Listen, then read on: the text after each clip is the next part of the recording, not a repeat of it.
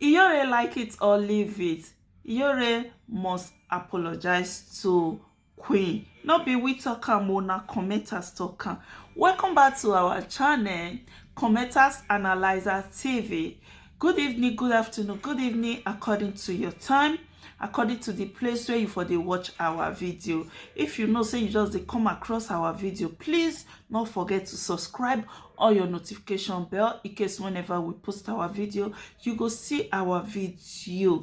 Yes, so my people, don't carry another ogbonge matter come out today. As I dey do my kurukere waka for inside social media, now I come across this video wey Queen do. They can't they analyze who fine pass each other. Come say na she fine pass Mummy Yore, say Mummy Yore no fine at all. My people, wetin una think about this video? Say Mummy Yore no be beautiful woman, say she fine pass Mummy Yore. For me, Mummy Yore na very beautiful woman. She is a queen, she is a goddess. She is a queen. Queen, me not say you not fine, no. You be very beautiful woman. You be goddess for your own kingdom. But where you take talk, say Mummy Yore not fine. If you not talk that word at all, that word not follow. That one not follow at all.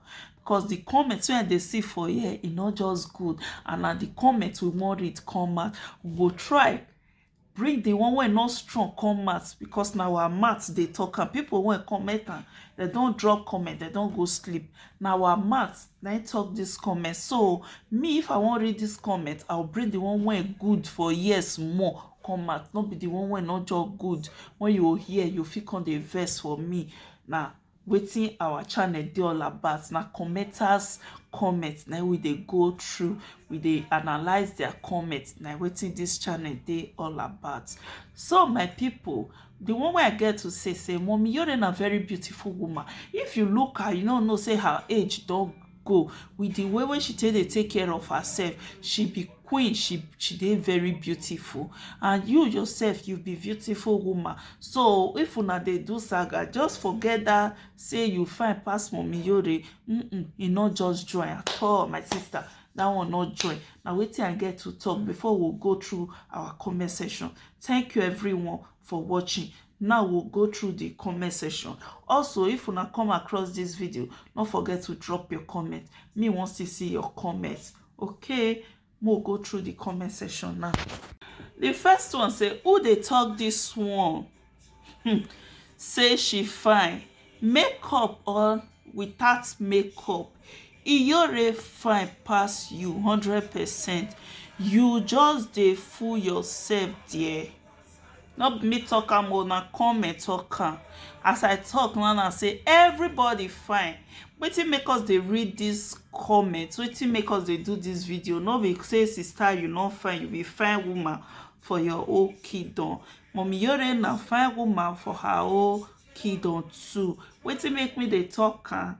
Say this our channel na comments we dey into. We dey go into comment.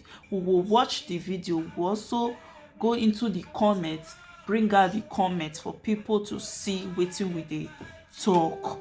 So that the first comment wey I take today. Hey, the second one say, enter house this woman na new year we dey so.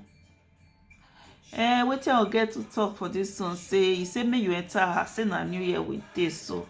Na new year una just use saga still take enter. No understand. Mummy Yore don talk to you last year, don't forget. You still carry the matter. I don't know, I no wan come offend anybody with my words. Let's go to the next comment. The second comment. He said, good or bad, she dey educated and she speak good Edo language pass Iyore. I don't know whether na good English this person be wan talk or na good Edo language you be wan talk. For you wey drop this comment, I'm not here to judge anybody. I not come here to fight anybody comment. Everybody dey drop their opinion.